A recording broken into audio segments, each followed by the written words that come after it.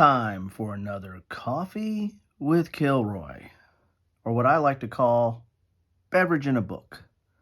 My beverage, coffee. Your beverage, whatever you like or have on hand. The book today is General Quarters, a D66 Gamebook Adventure from Adam C. Mitchell. Now, I need to thank Combat Board Games for putting me onto this book. He posted a video of this a few days ago, or last week, which got me thinking I probably need to get it since I've been, let me clear this out of the way, on a little bit of a book reading, playing tour here with Lambeau and Worthington and Kirkpatrick and Minden and Patterson. Quite a few books there that I need to, I've been playing, and I need to do a segment on all of them, but I can't do that until I've covered them all, right? Until I've collected them all, as the Pokemon players would say that. So I found this one, or saw this one with Combat Board Games, and decided that, hey, I need to take a look at this. So grab your beverage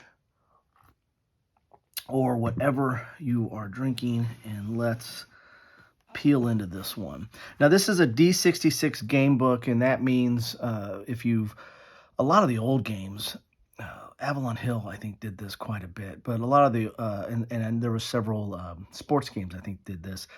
But basically, you take two 6-sided dice, have them be different colors, so like black and a white, or a red and a green, whatever you have it, and you just read them separately. So you end up with a number from 11 to 66. So one dice is 1 to 6, and the other dice, you read it 1 to 6, and so you have that as your outcomes. So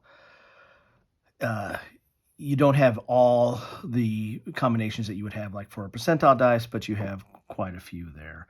And I think that's what this uses. That's what I think they mean by a D66, meaning that you have two 6-sided dice and you're going to read them separately and add them to, put them together, so you have a 11 or a 31 or whatever you have there. So let's look at the back here. Adam is a self-published author based out of Shropshire, if I pronounce that right, UK, with his family. He has produced both interactive fiction and novels. Welcome to General Quarters, Captain. You are about to take control of a submarine in World War II. Your mission to sink merchant trader convoys, ships, and tankers. With each ship lost, that much needed resources of the Japanese war machine will slow to a crawl. This is your mission. Good luck, Captain. This D66 based game book is not like conventional interactive fiction, for it has no fixed or predetermined path or way to play out this adventure. Literally, the dice determine the course of your mission. So I think this is somewhat of a choose your own adventure, but you're not making the decisions as much as the dice are making the decisions, or prompting you forward. So let's take a look here. So basically, you're going to be a submarine commander in, it looks like, probably the Pacific theater. If you're fighting the Japanese, I would imagine that's the case. Then the contents are the introduction, how to play, mission brief, main game, tables, designer notes, spare sheets about the author, and other game books. Oh boy, more game books. I tell you, folks, this is starting to eat me up with all these war game books. You have an introduction here telling you what you're going to be doing. You play this game book mostly by rolling 2 dice, D66, and turning to that section, doing or facing whatever obstacle or encounter that section reveals. Then you repeat the process by rolling a new D6 section and playing that out. You keep doing this until you have completed the adventure. Please do not read the entries in advance, as this will spoil the fun. Read them only as your dice rolls direct you to them using the D66 method. So that is interesting. So I guess since it's D66, right, there's several different combinations, so I imagine there's several different ways this could play out, so that lends itself to some replayability. That was always kind of an issue I had with Choose Your Own Adventure.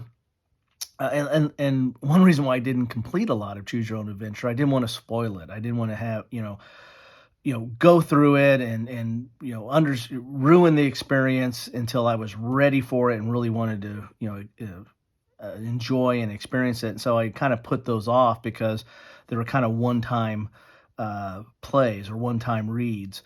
This one looks like there might be some multiple plays here because, you're rolling dice and that's taking you down the path. So I would imagine it would take quite a few plays and exhausting a lot of the different rolls to get to the end of this or to truly, experience everything this book has to offer. But, we'll see.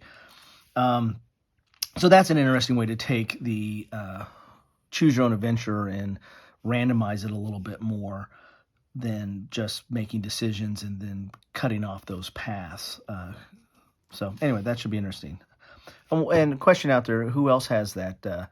It's not really FOMO, fear of missing out. That's kind of something that goes with the Euro game or general board gaming hobby of always wanting to get the latest Kickstarter or latest game release.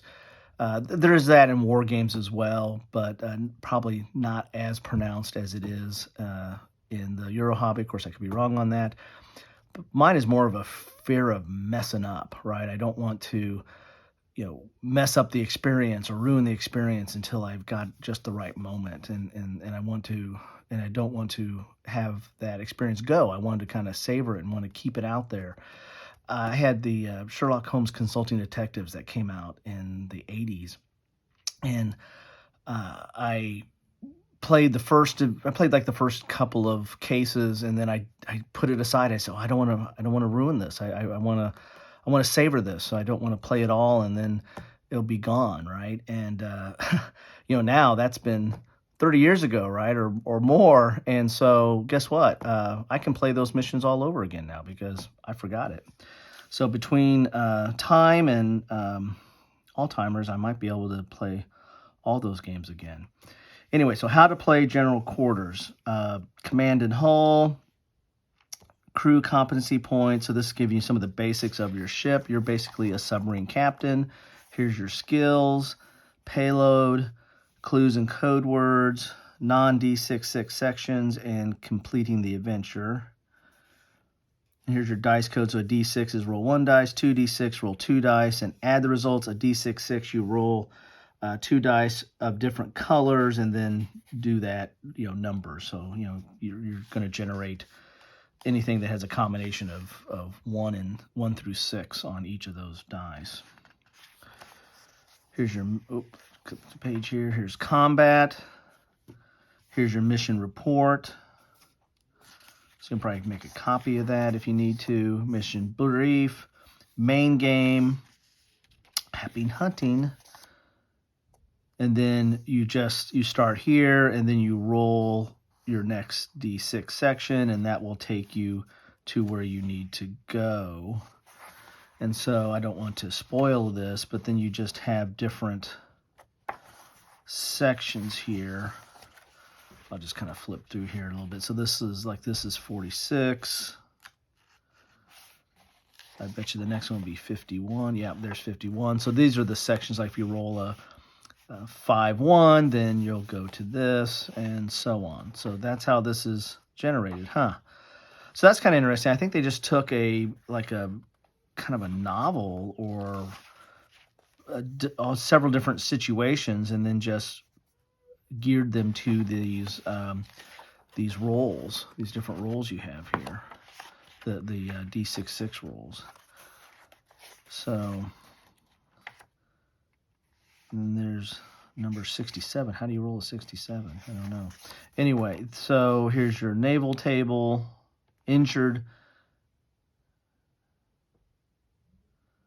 Oh, maybe that's the Imperial Naval Japanese naval table. So there's the Japanese table there. Morale table, Wolfpack table, spoils of war, ocean weather, damage report table, another Japanese submarine table, convoy table. And then you have some spare sheets here. Of course, you can make copies of those if you need to. And there's just spare sheets there. So this is be interesting. Here's designer notes. A little bit about the author. Other game books by author. So he's got The Shadow's Tooth. iVirus. That's a D66 game book. Okay, so might have to pick that one. I wonder what that's about. iVirus. Head scratch. The Infernal Clock, real-time journal-based adventure. So, okay, so it has other game books here. It'd be interesting to see this iVirus, or One Virus. I imagine that's iVirus, but wonder how that plays out. So there you have it. This is, I don't want to spoil this too much because this is kind of akin to a choose your own adventure. So if you get into this too much, you're going to spoil some of the surprise and the adventure of what's going on here. There seems to be like these dashes and then these like carrots here.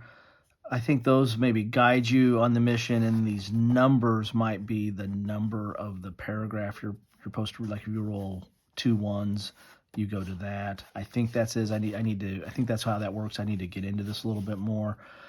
But check out Combat Board Games. He got here first. I think he was the first one to find this, so he gets the credit for that. But this is just, I wanted to just go through a little bit of a page through here since I've been going through all these many war game books or book games or whatever you want to call it. Again, I will do a kind of an exploration of all of them and kind of run through them as soon as there's probably at least 2 or 3 more I want to do. There's some Minden ones. And I think I finally got the last Lambo one, which actually I think was the first one he did. But I think I finally went ahead and out and got that off Amazon too. And I want to try that out, but I'll probably do a page turn of that as well. And then I'll do a whole segment on these. If I can ever get to the end of these, right? It looks like they're never ending. So I keep pushing that exploration off, but I will do that at some point so you can get a sense of what's out there in the market and that's available in this space. But this is interesting. This is a different take. This is yet different than those other ones. This is more narrative and role playing, putting you in the seat of the captain's chair, the captain's seat, so to speak. So it's a little bit more again, first person role playing. This is a war environment. I mean, you're commanding a sub and going after shipping and Japanese ships and subs in the Pacific, it looks like. So definitely has some of the vibe of some of the charty war games like the Hunters or the Hunted, Gato Leader, all those kind of different solo war games that are basically kind of controlled by charts. This one, it really doesn't look like it's controlled by charts as much as it's controlled by a choose your own adventure narrative that is generated by rolling dice.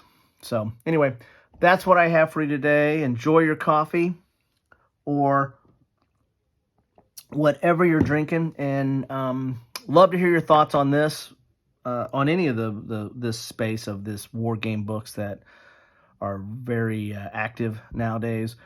But love to hear your thoughts on this, if you think this is worth the time and effort, or if it is not your cup of tea or your cup of joe, if it's something that you rather push counters or read charts and play your war games that way, and this is a little bit too RP-ish or choose your own adventure-ish, that you don't really want to go that road.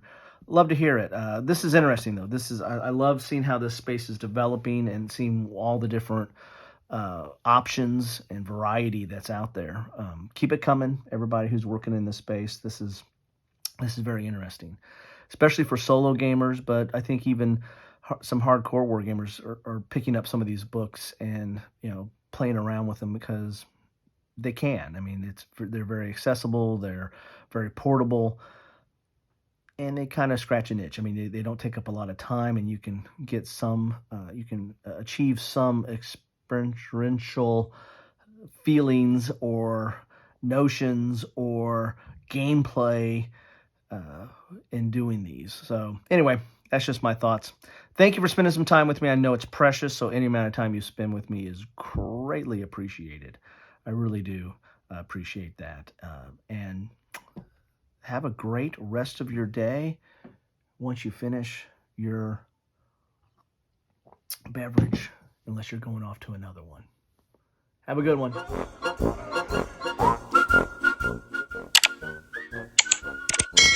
Thanks for watching.